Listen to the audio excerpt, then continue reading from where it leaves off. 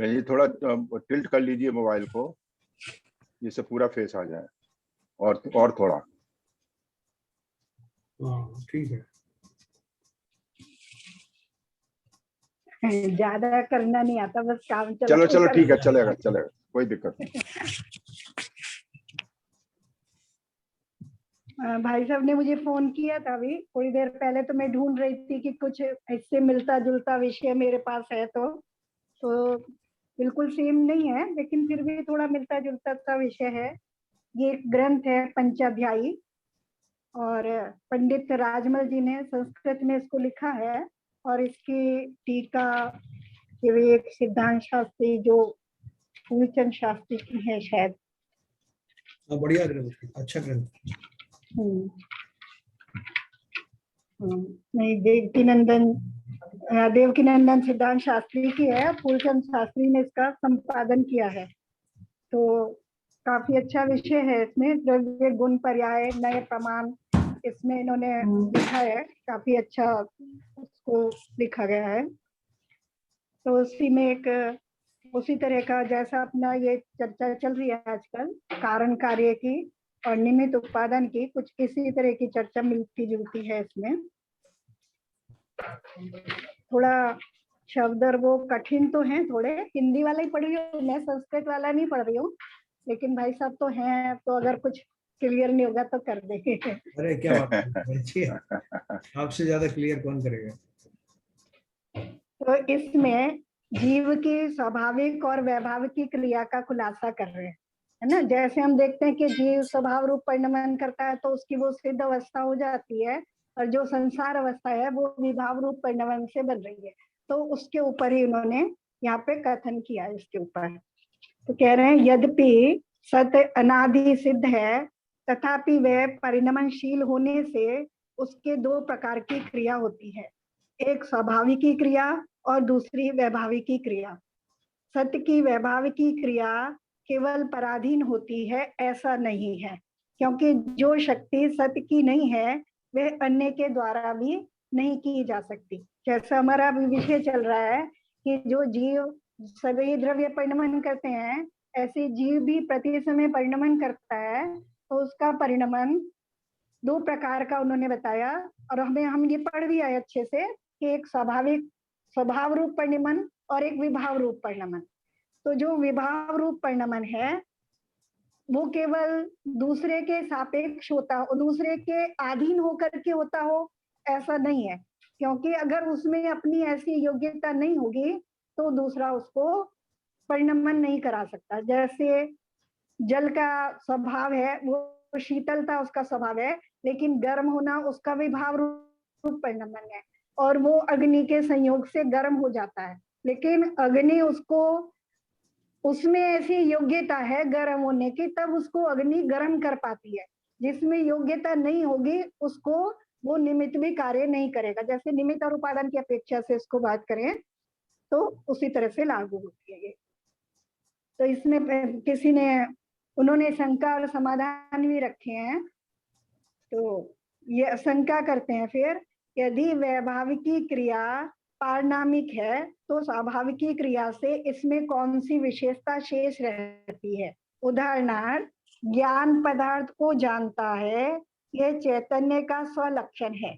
ऐसी हालत में उसकी जो ज्ञेयाकार क्रिया होती है वह वैभाव की क्रिया कैसे हो सकती है।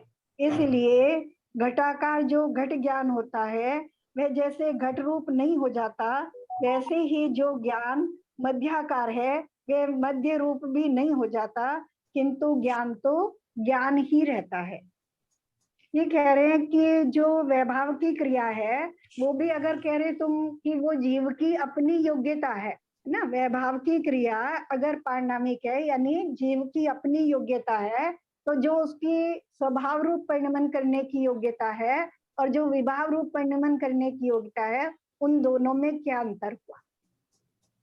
समझ में आ रहा है? यह बहुत कठिन है। हाँ बिल्कुल बिल्कुल सही है। तो अब इसका समाधान कर रहे हैं। अगर कहीं मतलब कहीं भी ऐसा लगे तो भाई साहब है प्रश्न करने के लिए। नहीं, आप शंका मत कीजिए बहन जी। आप तो समाधान कर रहे हैं ऐसा नहीं है, क्योंकि बद्ध ज्ञान और अबद्ध ज्ञान में अंतर है। जो मोहनीय कर्म से आवृत है वह बद्ध ज्ञान है, और जो मोहनीय कर्म के अभाव से होता है वह अबद्ध ज्ञान है।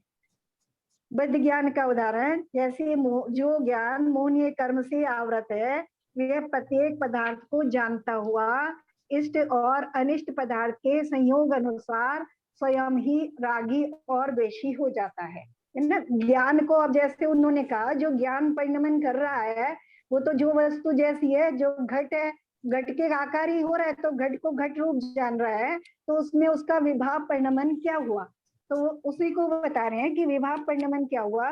जहां मोह से जुड़ा है, जहां मोह से वो ज्ञान ढका है, आजकल हमारे इष्टोपदेश में भी यही विषय चल रहा है कि जो मोह से आवृत ज्ञान है वो ही जीव में ऐसी कल्पनाएं कराता है कि ये वस्तु इष्ट है, ये वस्तु अनिष्ट है, और उनको इष्ट और अनिष्ट मान करके वो राग द्वेष करता है। तो यहाँ भी यही बता रहे हैं कि मोह से आवृत होने के कारण, मोहनीय कर्म के उदय के सापेक्ष होने से, उसका निमित्त होने से जो ज्ञान है वो बद्ध ज्ञान कहलाता है और वो रागी द्वेषी हो जाता है।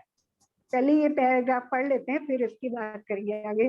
तथा जो ज्ञान मोहनीय कर्म के संबंध से रहित है वह अबद्ध ज्ञान है। जैसे जो शुद्ध छाई ज्ञान लोकालोक का प्रकाशक है वह अबद्ध ज्ञान का उदाहरण है। यह बात असिद्ध भी नहीं है, किंतु प्रसिद्ध दृष्टांत से और प्रत्यक्ष से इसकी सिद्धि होती है। हम देखते हैं कि शीत और उष्ण का अनुभव स्वयं अपने को होता है, किंतु उसको जानने वाले अन्य को नहीं। इसीलिए दृष्टांत के साथ यह बात भली प्रकार से सिद्ध हो जाती है कि जिस प्रकार मति ज्ञान और श्रुति ज्ञान, ये दो ज्ञान कथनचित मूर्त होते हैं, इसी प्रकार यद्यपि आत्मा अमूर्त है तो भी वह मूर्त कर्मों से बद्ध है। ये मूर्त कर्मों से बद्ध बताया, तो ये उनका पहले का विषय चल रहा था अपना, यहाँ इसको नहीं ले रहे हम, उसको स्वाभाविक और वैभाविक ज्ञान को ले रहे हैं। इसको अगर हम समझें तो हम एक ऐसे उदाहरण से समझ सकते हैं कि जैसे आंखें देख रही हैं, है ना, आंखें देख रही हैं तो जो वस्तु जैसी दिख रही है वैसी दिख रही है, जैसी है वैसी दिख रही है, यानी प्रत्यक्ष में जैसी है वैसी दिखने में आ रही है। और मान लो अगर हम चश्मा लगा करके देख रहे हैं तो चश्मे में अगर कोई शीशे में कोई कलर नहीं है तो वो वैसी की वैसी दिखाई दे रही है जैसा उसका रंग रूप इत्यादि है। लेकिन अगर शीशा कलर वाला है, लाल रंग का या हरे रंग का है चश्मे का कलर, तो चीजें भी लाल और हरी दिखाई देने लगती है ना। तो ये बद्ध और अबद्ध ज्ञान का उदाहरण हो गया कि मतलब मोहनीय कर्म अगर नहीं है, मोहनीय कर्म का उदय अगर हमारे ज्ञान को आवृत नहीं कर रहा है तो हमें चीजें वस्तु जैसी है वैसी की वैसी दिखाई देती है। लेकिन अगर मोहनीय कर्म का उदय है तो वस्तु हमें अपनी जैसा हम देखना चाह रहे हैं, यानी अगर हमने लाल रंग का चश्मा लगाया तो हम वस्तु को लाल देखना चाह रहे हैं या हरा देखना चाह रहे हैं, तो हमारा जो उसमें राग द्वेष का जो हमारा परिणाम है या हमारी इष्ट अनिष्ट की जो कल्पना है वो हमें वैसी दिखाई देती है। यहाँ ये बात कर रहे हैं, अब इसी का विशेषार्थ कर रहे हैं। यहाँ जीव की स्वाभाविकी और वैभाविकी क्रिया का खुलासा करते हुए आत्मा के अमूर्त होने पर भी उसका मूर्त कर्म से बंध हो जाता है, इसका पुनः समर्थन किया गया है। तो ये इससे पहला जब मैंने, क्योंकि बीच में से लिया है, ये थोड़ा हमारे विषय से मिलता हुआ था, तो इससे पहले वो जो विषय चल रहा था इनका ये चल रहा था कि आत्मा अमूर्त है और उसका मूर्त कर्मों के साथ अमूर्त जो वस्तु है उसका मूर्त के साथ कैसे बंद हो जाता है, तो उसी का यहाँ फिर से उन्होंने इस माध्यम से समर्थन किया है। बहुत बढ़िया। बात यह है कि कार्य की उत्पत्ति, स्वभाव, नियति और निमित्त इन तीन आधारों से होती है। यहाँ हम जहाँ कार्य की उत्पत्ति के 5 समवाय पढ़ रहे हैं वहां इन्होंने 3 लिए हैं, एक स्वभाव, एक नियति और एक निमित्त, 3 चीजें ली हैं इसमें। यहाँ नियति को स्वभाव से पृथक रखकर विचार किया गया है। वैसे तो नियति का स्वभाव में ही अंतर्भाव हो जाता है ना। अभी उसी को आगे बता रहे हैं।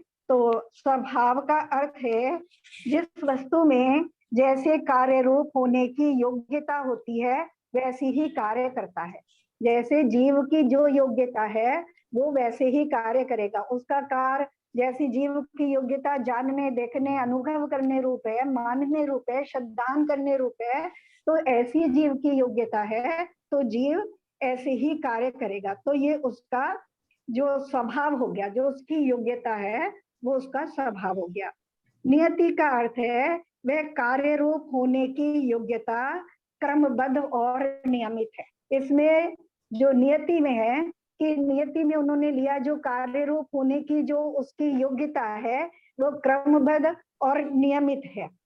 एक काल में जब एक ही कार्य होता है तो वस्तु में एक काल में इस प्रकार की योग्यता भी एक ही प्रकार की पाई जाती है।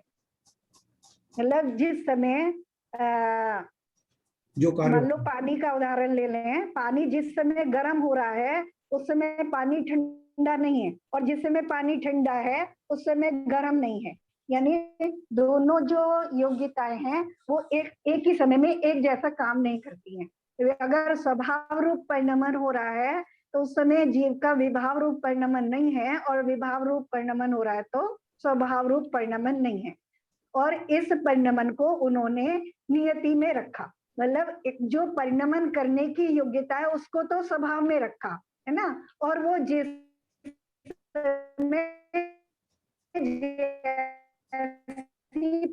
परिणमन कर रहा है उसको उन्होंने रखा।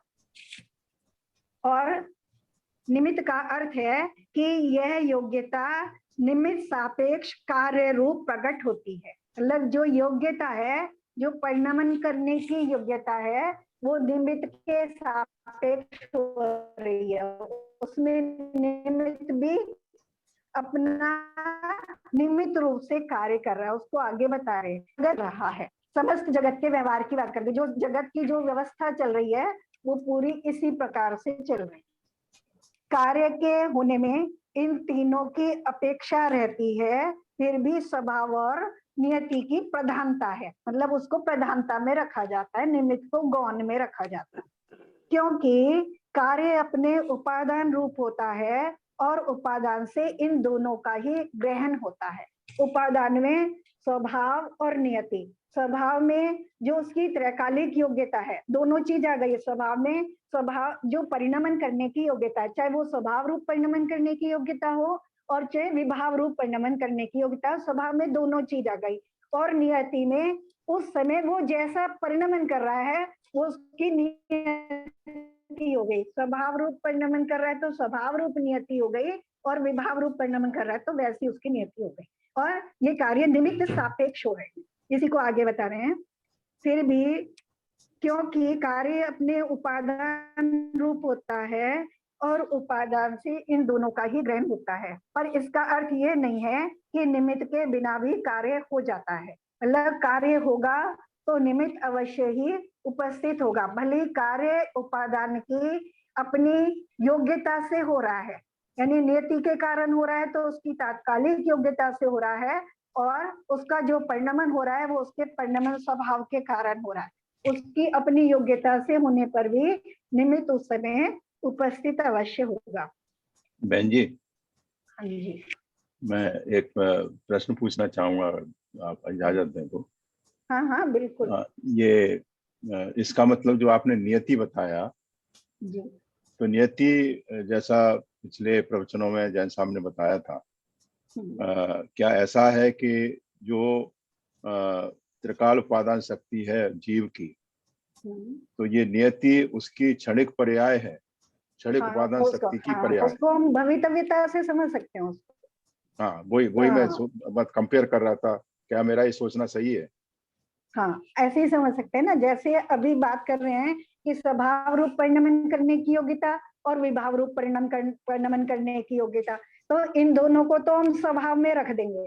जी जी, है ना, इन दोनों को स्वभाव में, क्योंकि वो जैसे पानी ठंडा भी हो सकता है और गर्म भी हो सकता है, ये उसकी अपनी योग्यता, उसका स्वभाव है ना। और जब नियति, तो जिस समय वो गर्म हो रहा है तो हम कहेंगे उसकी नियति गर्म होने की है उस समय। जी है, जी हाँ, तो वो नियति हो गई। ठीक है। ठीक। तो उसकी तात्कालिक योग्यता हो गई वो। ठीक है, ठीक। पर इसका अर्थ यह नहीं है कि निमित्त के बिना भी कार्य हो जाता है। कार्य होता तो है तीनों के मिलने पर ही, पर निमित्त ये व्यवहार कार्य सापेक्ष होता है और कार्य उपादान रूप होता है। इसी से स्वभाव और नियति की प्रधानता कही है, क्योंकि निमित्त उसमें कार्य में मात्र निमित्त हो रहा है, कारण बन रहा है, वो कार्य रूप नहीं है ना। जो कार्य रूप है वो उसकी अपनी योग्यता है, चाहे स्वभाव रूप परिणमन करने की योग्यता है, वो जो उपादान कारण, जिसको हम उपादान कारण कहते हैं, कि वैसा परिणमन करने की योग्यता उसमें स्वयं है, और जो वो परिणमित हो रहा है वो भी अपनी योग्यता से हो रहा है। इसी को आगे और अच्छे से थोड़ा सा बताया है इन्होंने। इसी से प्रकृति में सत्य की, स्वाभाविकी, इसी से स्वभाव और नियति की प्रधानता कही है। इसी से प्रकृति में सत्य की, स्वाभाविकी और वैभाविकी, इन दोनों प्रकार की क्रियाओं को परिणामिकी कहा है, यानी उसकी परिणमन करने की योग्यता, वो परिणामिकी हो गया। इन दोनों में अंतर यह है कि स्वाभाविकी क्रिया के प्रति समय के जुदे जुदे निमित्त नहीं होते, जबकि वैभाविकी क्रिया के प्रति समय के जुदे जुदे निमित्त होते।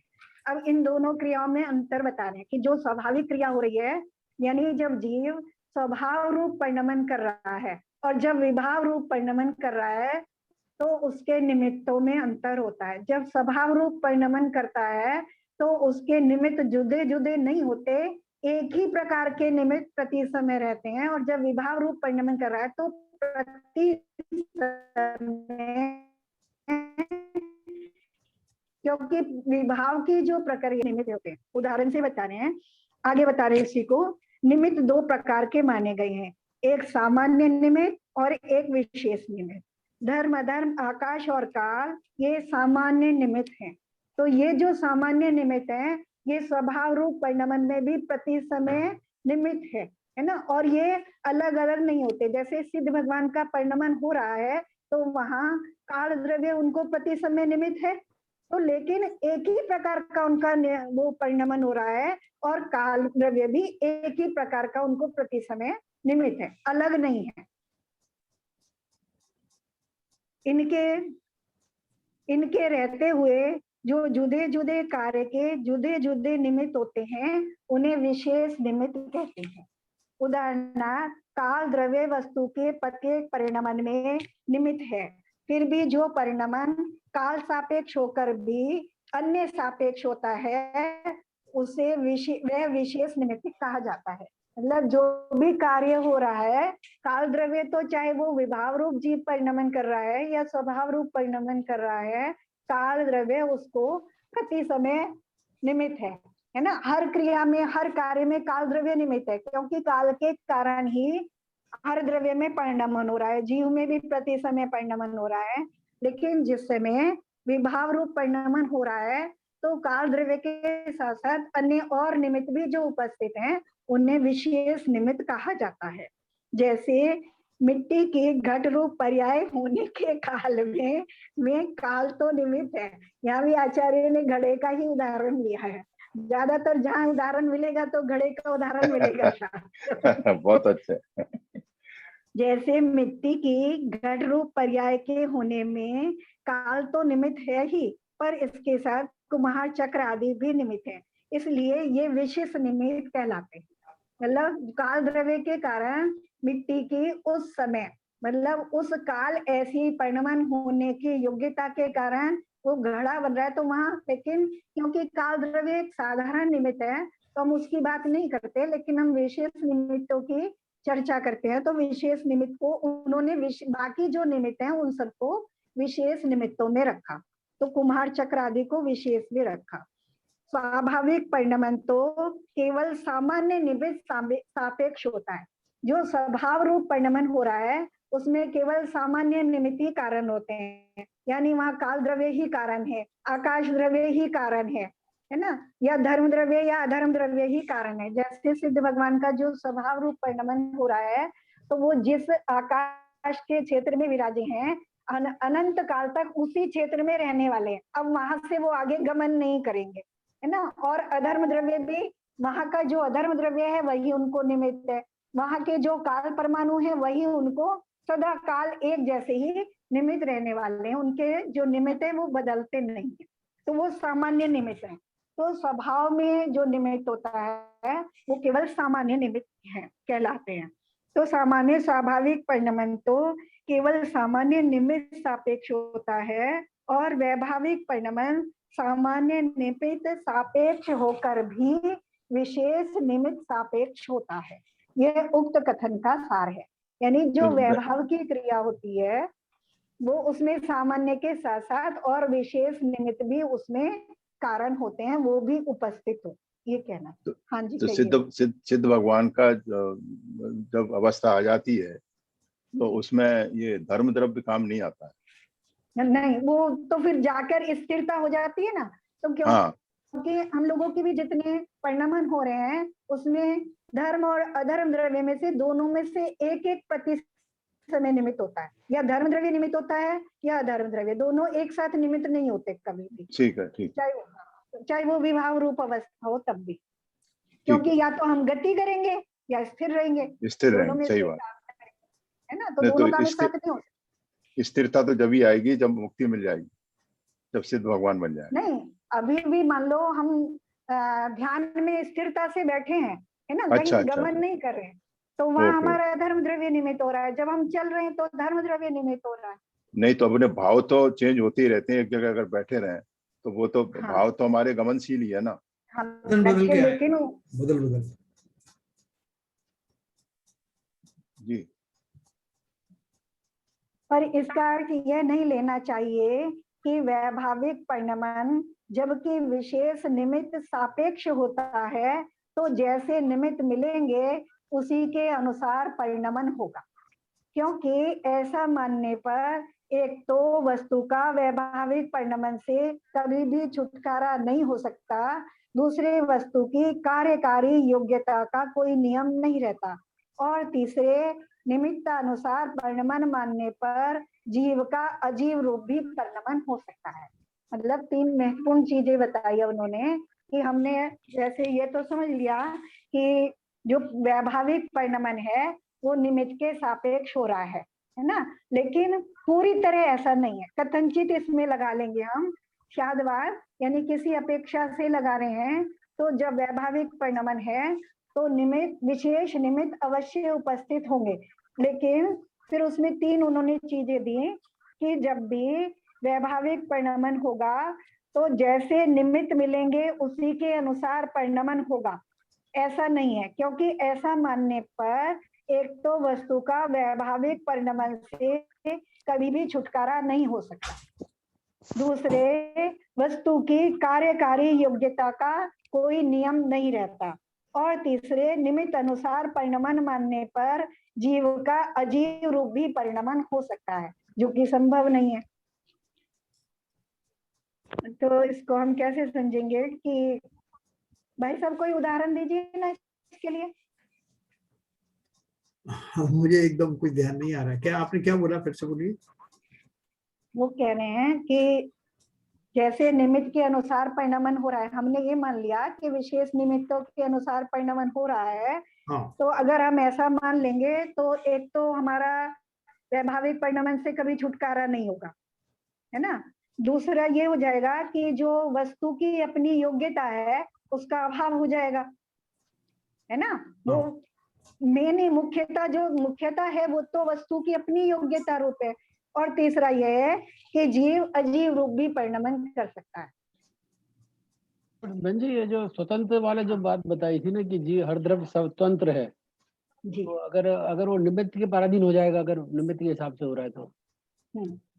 हाँ, जैसे हम क्रोध को ले लें, है ना। मुझे चलो जैसे थोड़ा सा समझ में आ रहा है, मैं उदाहरण देती हूँ इसको कैसे बताना चाहिए। जैसे क्रोध को ले लें कि क्रोध जीव का विभाव रूप परिणमन है ना। यह हमें समझ में आ गया कि वो स्वभाव रूप परिणमन नहीं है। क्रोध जो है वो विभाव रूप परिणमन है और वो किसी निमित्त के सापेक्ष होता है ना। तो अगर हमने ये माना कि जैसा निमित्त होगा, मान लो कोई हमें गाली दे रहा है ना, गाली देने वाला और उसकी गालियां हमारे लिए क्रोध के लिए निमित्त है ना। अगर हम ऐसा मान लें, अगर हमें क्रोध आ रहा तो हमने मान लिया कि वो निमित्त सापेक्ष हमारा विभाव रूप परिणमन हो रहा है। एक पहली बात तो ये हो गई। और दूसरी, अगर हम पूर्णतः ऐसा ही मान लें कि पूरी तरह ऐसा ही है, तो ऐसे तो हमेशा संसार में निमित्त मिलते ही रहेंगे और मैं हमेशा विभाव रूप परिणमन करता रहूंगा, तो मेरी जो ये चैन है वो कभी टूटेगी नहीं, है ना। पहली बात ये कह रहे हैं कि कभी भी छुटकारा नहीं हो सकता। लेकिन हम ऐसा देखते हैं कि ऐसा नहीं है, क्योंकि अगर कोई मुझे गाली दे रहा है, मान लो 10 लोग बैठे हैं और एक आदमी 10 के 10 लोगों को गाली दे रहा है, पूरे गाली दे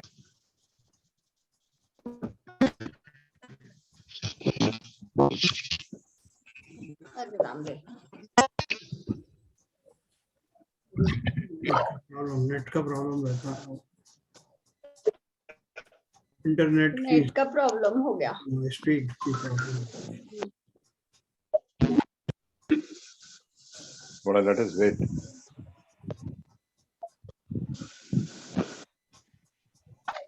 बहन जी आपकी आवाज नहीं आ रही है, नेट नहीं चल रहा। बहन जी रिपीट कीजिए, जो भी बोला है सुनाई नहीं दिया। नेट का प्रॉब्लम हो गया है।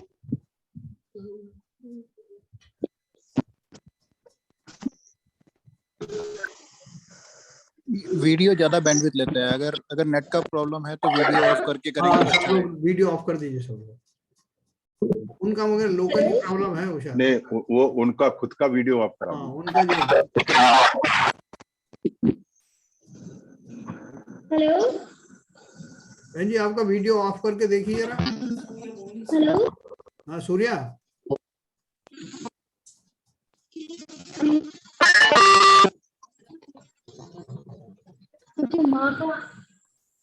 सूर्या आपका वो वीडियो नहीं चल रहा है।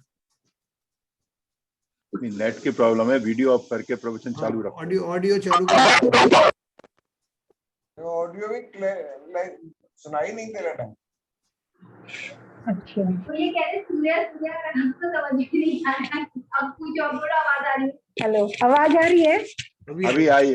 अभी आई है। पहले सब आवाज बंद हो गई थी। दोबारा रिपीट करिए जो भी बोला है। अच्छा, एग्जाम्पल जो दे रही थी ना। हाँ, अच्छा क्रोध का जो एग्जाम्पल दिया था, जब शुरू किया था, जब से आवाज बंद हो गई थी। जी। तो ये मतलब हम ऐसे लगा रहे हैं उसको कि वो कह रहे हैं कि निमित्त सापेक्ष होने पर भी वैसा ही अगर हम मान लें कि उसी के अनुसार ही जैसा निमित्त हमें परिणमन कराएगा वैसा ही परिणमन होगा, तो ये निश्चित नहीं है। जैसे क्रोध का उदाहरण हमने लिया था कि क्रोध आता है, वो जीव का वैभाविक परिणमन है और वो किसी निमित्त के सापेक्ष होता है। जैसे मान लो 10 लोग बैठे हैं और एक आदमी आकर के 10 के 10 लोगों को गाली दे, तो उसमें से सभी क्रोध रूप परिणमित हो ऐसा नहीं है। जिस द्रव्य की उस समय उस निमित्त सापेक्ष वैसी योग्यता होगी वो ही क्रोध रूप परिणमित होगा। अगर किसी को क्रोध नहीं आ रहा है तो उसकी उस समय उस रूप वैसी योग्यता नहीं है।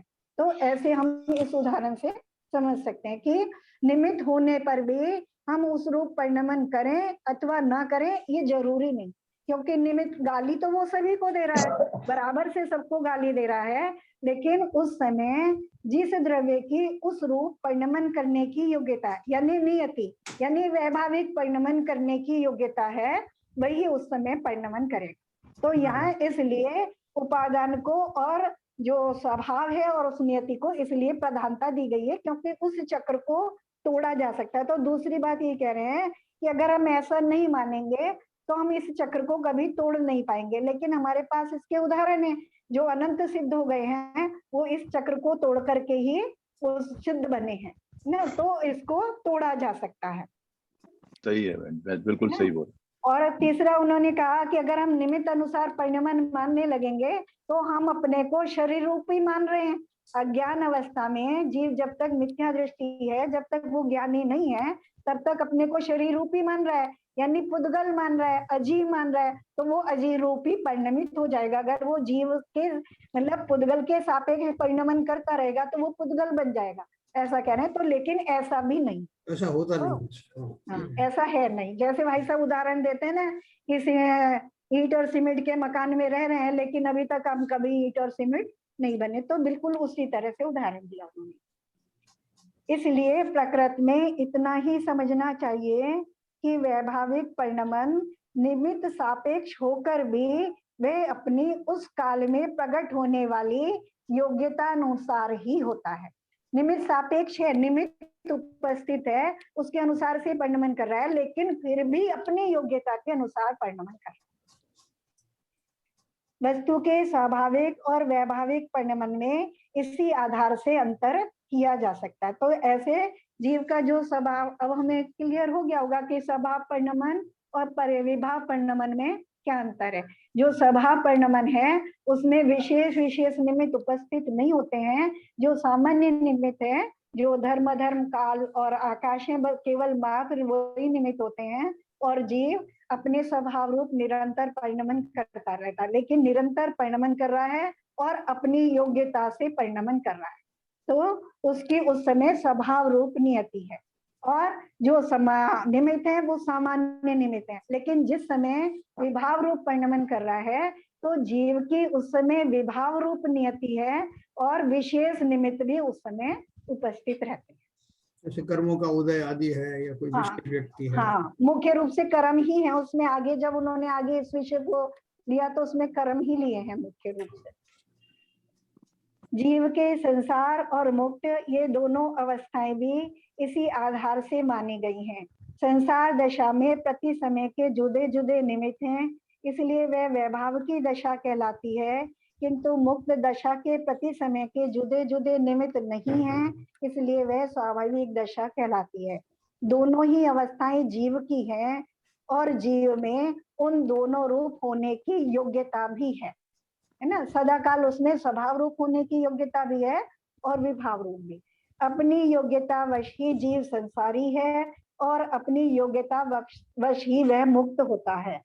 जैसे परिणमन का साधारण कारण काल होते हुए भी द्रव्य अपने उत्पाद व स्वभाव के कारण ही परिणमन करता है, काल उसका कुछ प्रेरक नहीं है। अब यहाँ बता रहे हैं जो सामान्य निमित्त की उनकी बात कर रहे हैं कि जो स्वाभाविक परिणमन है उसमें काल द्रव्य निमित्त है, तो मात्र निमित्त है ना। उसमें क्या कह रहे हैं कि जो वो उसकी अपनी योग्यता है, क्योंकि हर द्रव्य उत्पाद व्यय और ध्रुव रूप है, तो ध्रुव रूप से वो हमेशा बना रहता है। और उत्पाद व्यय का मतलब यही है कि उत्पन्न हो रहा है, व्यय हो रहा है, तो इसका मतलब परिणमन कर रहा है, बदल रहा है। क्योंकि अगर बदलेगा नहीं तो उत्पन्न कैसे होगा और व्यय कैसे होगा। तो उत्पाद व्यय रूप होने के कारण उसकी परिणमन की अपनी योग्यता है, काल द्रव्य मात्र सापेक्ष है, काल उसका कुछ प्रेरक नहीं है। वैसे ही परिणमन का विशेष कारण कर्म रहते हुए भी है ना। अब जैसे वहां पहले सामान्य कारण को बता दिया, विशेष कारण को बता रहे हैं कि वैसे ही परिणमन का विशेष कारण कर्म रहते हुए भी जीव स्वयं अपनी योग्यतावश राग द्वेष आदि रूप परिणमन करता है। कर्म उसका कुछ प्रेरक नहीं है। कर्म निमित्त जरूर है, राग द्वेष रूप परिणमन करने में कर्म की उपस्थिति जो है वो सापेक्ष है, लेकिन जीव की राग द्वेष रूप करने योग्य अपनी ही योग्यता है। जीव अपनी ही योग्यता से रागी और द्वेषी होता है। आगम में निमित्त का विशेष ज्ञान कराने के लिए ही कर्म का उल्लेख किया गया है, उसे कुछ प्रेरक कारण नहीं समझना चाहिए। जीव पराधीन है, ये कथन निमित्त विशेष का ज्ञान कराने के लिए ही किया जाता है कि जीव पराधीन है, मतलब ये जो कथन किया जा रहा है ये कर्मों की उपस्थिति बताने के लिए यह निमित्त सापेक्ष कथन है। तत्वतः प्रत्येक परिणमन अपनी योग्यता अनुसार ही होता है। इसी से प्रकृति ने वैभाव की क्रिया की पराधीनता का निषेध किया है कि जो जीव की विभाव रूप परिणमन क्रिया हो रही है, यानी राग द्वेष रूप परिणमन क्रिया हो रही है, वो जीव की अपनी योग्यता है, उसमें पराधीनता का निषेध किया। अगर उसमें ऐसी योग्यता नहीं होती तो कर्म उसको जबरदस्ती परिणमन कराने में समर्थ नहीं है। अगर उसमें योग्यता ही नहीं है ना, जिसमें योग्यता नहीं है, जैसे हमारा उसमें स्वर्ण पाषाण का वो चल रहा है, उपदेश में स्वर्ण पाषाण का उदाहरण दिया है कि जिस पाषाण में, जिस पत्थर में सोने के अंश होंगे उसी में से सोना निकलेगा। अगर उसमें जिस पत्थर में सोने के अंश ही नहीं है उसमें से सोना नहीं निकाला जा सकता। ऐसे ही जीव में अगर विभाव रूप परिणमन करने की योग्यता न हो तो न तो काल उसे परिणमन करा सकता है और न कर्म ही उसको परिणमन करा सकते। तो जीव जीव की योग्यता ही उसमें मुख्य है, प्रधान है। आशय इतना है कि जब तक जीव के प्रति समय के जुदे जुदे परिणमन होते रहते हैं और इसलिए उनके जुदे जुदे निमित्त बने रहते हैं, तब तक जीव बद्ध कहलाता है। क्योंकि यहाँ जो पहले विषय चल रहा था वो बद्ध और अबद्ध का चल रहा था कि जीव बंधा क्यों है और बंधा कैसे है, छूटा कैसे है।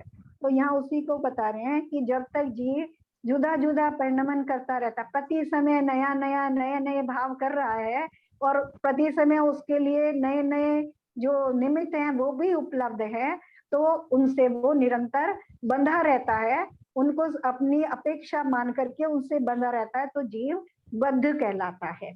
और जब से वे परिणमन एक स्वरूप होने लगते हैं, यानी स्वयं के उनको उनसे अपनी दृष्टि हटा करके अपने ज्ञान दर्शन रूप परिणमन करने लगता है, तो तब से वो उसको अबद्ध कहा है।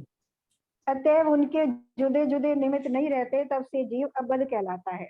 जीव और कर्म के बंध का यही बीज है और इसी से कर्म का अस्तित्व सिद्ध होता है। इससे जीव की भी सिद्धि होती है और कर्म की भी सिद्धि होती है कि जीव जो परिणमन कर रहा है वो कर्म जो संसार रूप परिणमन कर रहा है या विभाव रूप परिणमन कर रहा है, तो उसमें दो चीजें बता दी उन्होंने कि एक तो कर्म है, यानी कर्म है, ऐसा नहीं है कि कर्म नहीं है और जीव अपने आप ही विभाव रूप परिणमन कर रहा है। अगर अपने आप ही विभाव रूप परिणमन करेगा तो उसका स्वभाव और विभाव में कोई अंतर नहीं रह जाएगा, तब स्वभाव और विभाव दोनों मिलकर के एक हो जाएंगे अपने। अगर बिना किसी निमित्त सापेक्ष वो ऐसा विभाव रूप परिणमन करेगा, जैसे पानी अपने आप ही ठंडा हो जाए और अपने आप ही गर्म हो जाए, तो उसके ठंडा और गर्म होने में कोई अंतर नहीं रहेगा। लेकिन ठंडा होना यानी जब कोई भी निमित्त उपस्थित नहीं है तब वो ठंडा है, अपने स्वभाव रूप परिणमन कर रहा है, और जब निमित्त सापेक्ष होकर के परिणमन कर रहा है तब विभाव रूप परिणमन कर रहा है और उसकी अपनी दोनों योग्यता है। तो दोनों चीज को हम जहां जैसी है वैसी समझें, निमित्त के काम को निमित्त जैसा समझें और उपादान की योग्यता को उपादान जैसा समझें। हेलो, चलिए नहीं रहा है, आवाज नहीं आ रही? आ रही है, अभी आई, टूटी फूटी आ रही है कभी कभी। ये नेटवर्क की वजह से ही हो रहा है। हाँ नहीं बहन जी, हो जाता है, कोई बात नहीं है, एक आधा कुछ सेकंड में ठीक हो जाता। अभी तो बिल्कुल तो शांति है। और बहन जी ये कह सकते हैं, हाँ जी बहन जी ये कह सकते हैं कि निमित्तों की उपस्थिति में जो परिणमन होता है वो जीव का बंध स्वरूप है, और जो बिना निमित्त के, जैसे मुक्त जीव है उसका भी परिणमन चलना है, वो बिना निमित्त के, कोई निमित्त नहीं है वहाँ, तो वो अबद्ध हो गया। हाँ, वो ये मतलब दोनों चीजें एक साथ बता रहे हैं। अगर हम ये मान लेंगे कि निमित्त के बिना स्वभाव रूप परिणमन और विभाव रूप परिणमन दोनों जीव के अपनी योग्यता होने पर भी बिना किसी कारण के हो रहे हैं, तो स्वभाव और विभाव में कोई अंतर नहीं रह जाएगा, है ना? अगर तो इसलिए निमित्त है यानी कर्म भी है ना, और जीव की योग्यता भी है। दोनों चीजों का अपना अपना काम है।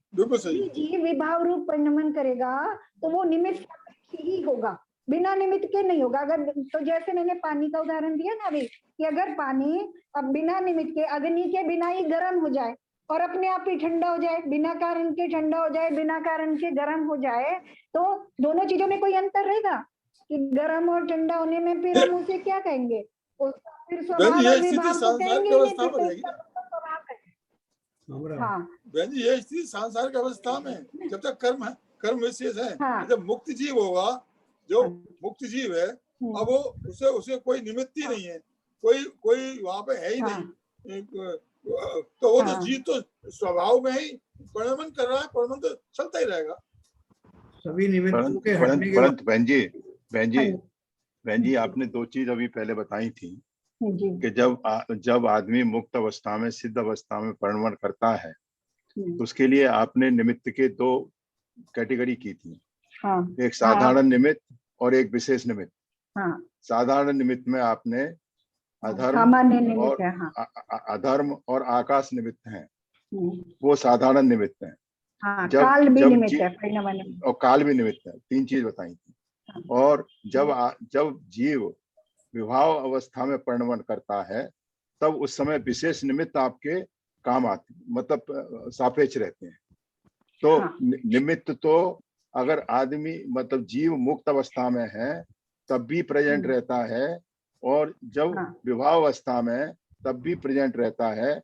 उसकी कैटेगरी आपने अलग अलग कर दी, एक साधारण निमित्त और एक विशेष निमित्त। क्या मैंने सही समझा है बहन जी? हाँ वो सही है, लेकिन वो कह रहे हैं, साथ में ये कह रहे हैं कि जो सामान्य निमित्त है वो भी प्रेरक नहीं है ना, प्रेरक विशेष निमित्त है वो भी प्रेरक नहीं, वो तो सापेक्ष है। दोनों चीज ही बता रहे हैं कि दोनों निमित्त सापेक्ष ही है। जैसे हम उदाहरण के लिए समझे, जैसे हम उदाहरण के लिए समझे कि मान लो हम सड़क पर चल रहे हैं, है ना, तो हम चल रहे हैं तो चल हम ही रहे हैं और अपनी योग्यता से चल रहे हैं, लेकिन सड़क तो पड़ी है, बस सड़क हमें कह नहीं रही है कि तुम मेरे ऊपर चलो, है ना। हम चाहें तो चले, ना चाहें तो ना चले, हम चल रहे हैं तो अपनी इच्छा से चल रहे हैं और अपनी योग्यता से चल रहे हैं। जो हमारा चलने रूप परिणमन हो रहा है उसमें सड़क, लेकिन हम सड़क के बिना चल नहीं सकते, है ना। अगर सड़क नहीं है, खाली बिल्डिंगें बनी है, तो हम उनके ऊपर से चल के नहीं जा सकते। तो इसी तरह से जो निमित्त है वो निमित्त तो हैं और वो उपस्थित रहेंगे, लेकिन वो हमसे जबरदस्ती कार्य नहीं कराते, वो केवल सापेक्ष रहेंगे, बिल्कुल सापेक्ष रहेंगे, मगर निमित्त की प्रेजेंस दोनों स्थिति में रहती है, एक साधारण निमित्त के रूप में, एक विशेष निमित्त के रूप में। और दूसरी चीज ये भी बता रहे, जो साधारण निमित्त है वो नहीं बनते, जो साधारण निमित्त है वो जीव के विभाव रूप परिणमन करने में निमित्त नहीं है, लेकिन जो विशेष निमित्त है वो जीव के लिए विभाव रूप परिणमन करने में। यही मैं कह रहा हूँ कि मुक्त जीव की स्थिति में वही स्थिति बनती है। तो बहन जी थोड़ा और क्लैरिफाई करना जरा। काल द्रव्य है वो तो सामान्य निमित्त है, तो वो ये तो काल द्रव्य तो हर अवस्था में भी निमित्त है और सब अवस्था में भी निमित्त है परिणमन करने के लिए। जैसे हमने सड़क का उदाहरण दिया कि चलना है, तो ऐसे ही जब जीव द्रव्य में जो द्रव्य है, क्योंकि वो उत्पाद वेग रूप है, उसको परिणमन करना है, परिणमन करने की अपनी योग्यता है। द्रव्यत्व गुण के कारण वो प्रति समय बदलता है, नया उत्पन्न होता है और पिछली पर्याय उसकी व्यय होती रहती है, क्योंकि द्रव्य गुण पर्याय रूप है और पर्याय प्रति समय की नहीं है, पहले समय की व्यय हो जाती है, नए समय की उत्पन्न होती है, तो वो उसका परिणमन है और उसमें काल द्रव्य निमित्त है। तो वो हर अवस्था में, चाहे वो स्वभाव रूप अवस्था हो चाहे विभाव रूप अवस्था हो। बहन जी एक बार प्रश्न हुआ था कि अलोकाकाश और लोकाकाश वाली बात आई थी, तो लोकाकाश में परिणमन होता है द्रव्यों के, ये सब द्रव्य हैं, और अलोकाकाश में भी उससे परिणमन होता है, वहां कोई द्रव्य नहीं है, कोई द्रव्य है। तो ये कहना कि धर्म द्रव्य या और द्रव्य की उपस्थिति में निमित्त बनते हैं उनके मुक्त जीव के परिणमन में, ये कहाँ तक सही है? नहीं, मुझे समझ नहीं आया।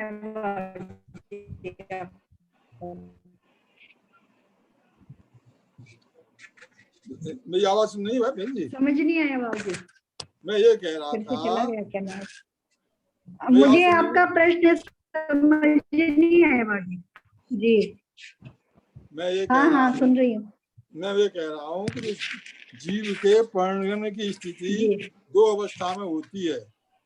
दो अवस्था में, दो अवस्था परिणमन हमेशा चलता रहता है, लेकिन हम जो इस समय जो विवेचना कर रहे हैं वो उस स्थिति में कर रहे हैं कि हम सांसारिक जीव के रूप में और मुक्त जीव के रूप में। तो सांसारिक जीव के रूप में जब जीव का परिणमन होता है तो विभाव रूप भी हो सकता है और स्वभाव रूप भी होता है, लेकिन जब मुक्त जीव की स्थिति आती है तो वहां पर केवल स्वभाव रूप ही परिणमन होता है और उसमें कोई निमित्त का वो सहयोग नहीं रहता, या निमित्त कहीं भी कार्यकारी नहीं है। तो ये मेरा क्या कथन सही है? नहीं, लेकिन यहाँ पे वो ये नहीं कह रहे, उसलिए उन्होंने इसीलिए बताया सामान्य निमित्त के जो उन्होंने बताया है, ये जो परिणमन होता है वो परिणमन निमित्त सापेक्ष ही है। वहां पे काल द्रव्य सदैव उपस्थित है, यानी बिना काल द्रव्य के वहां भी परिणमन नहीं हो रहा है, वहां भी काल द्रव्य है। ये बताना चाह रहे है ना कि तो पहले ही तीन चीजें उन्हें बता दी थी ना, कि जैसे हम कहते हैं, हम अभी पढ़ रहे थे कि 5 समवाय जिस समय कार्य होता है उस समय 5 समवाय उपस्थित होते हैं। उन्होंने यहाँ 3 चीजें ली, एक उसने स्वभाव लिया, एक नियति ली और एक निमित्त लिया। तो स्वभाव में तो जीव की योग्यता, मुख्य रूप से यहाँ जीव की बात कर रहे हैं और किसी की बात नहीं कर रहे हैं अन्य द्रव्यों की, तो जीव की बात कर रहे हैं। तो एक तो जीव की योग्यता, तो स्वभाव में दोनों चीज आ गई। स्वभाव में जीव की स्वभाव रूप परिणमन करने की योग्यता भी आएगी और विभाव रूप परिणमन करने की योग्यता भी आएगी, क्योंकि वो विभाव रूप परिणमन करना भी उसका स्वभाव है। बिल्कुल सही, ठीक है। और जिस समय नियति में क्या लिया उन्होंने, नियति में लिया जिस समय वो स्वभाव रूप परिणमन कर रहा है उस समय उसकी स्वभाव रूप नियति है, जिस समय वो विभाव रूप परिणमन कर रहा है उसकी उस समय विभाव रूप नियति है।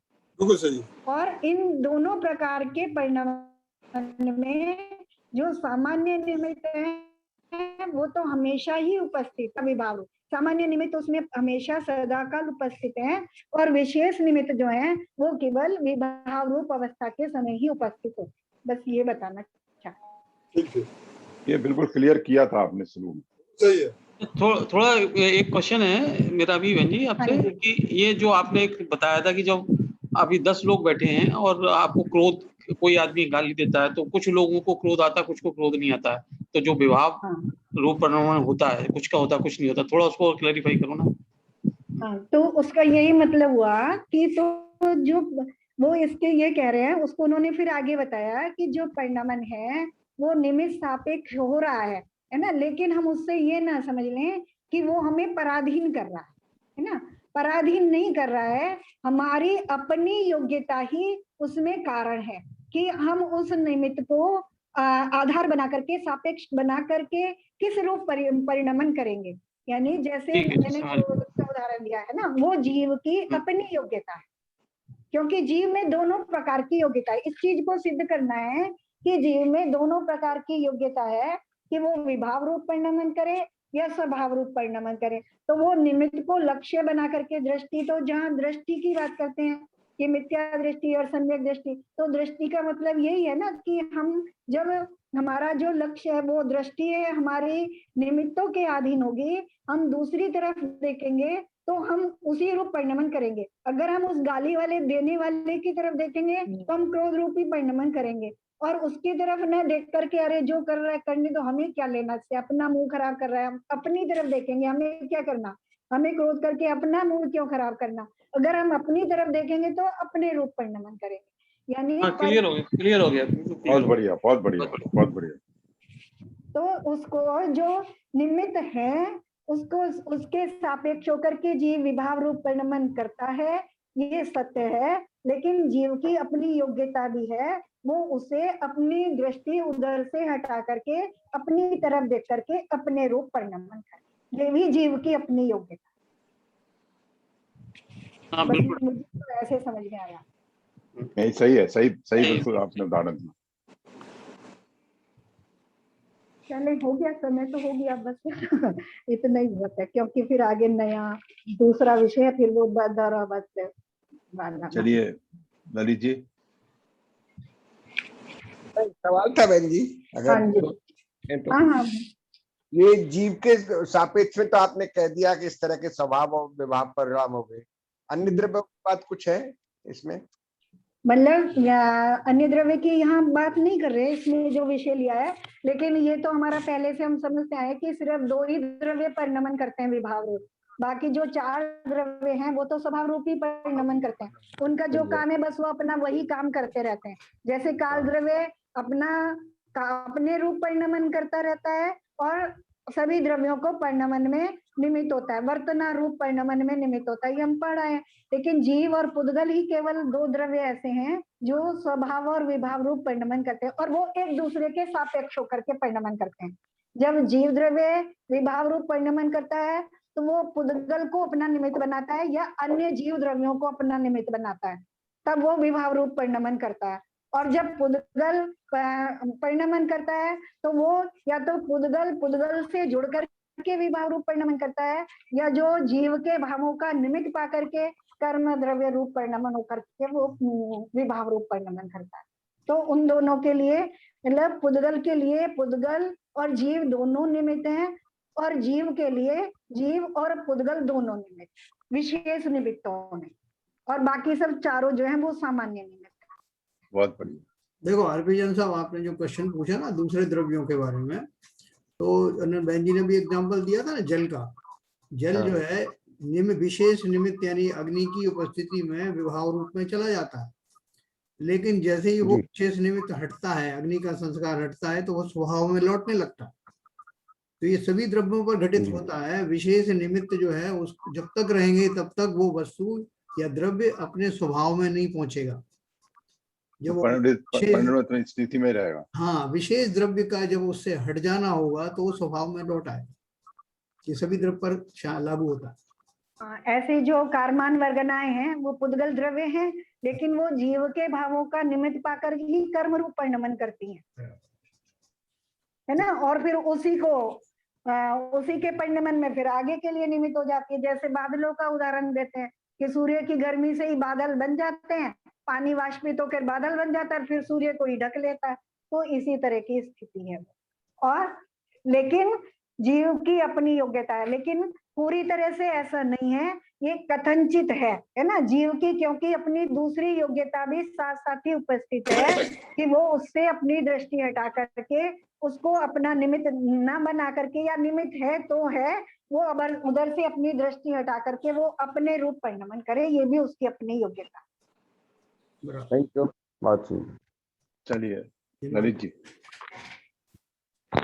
मिथ्यात्म नाश ज्ञान के प्रकाश विपो अपरभास विपो भानु शिव खानी है। हो द्रव्य जान विको बंध विधि भान विको स्वपर पिछान विको परम प्रमाणी है।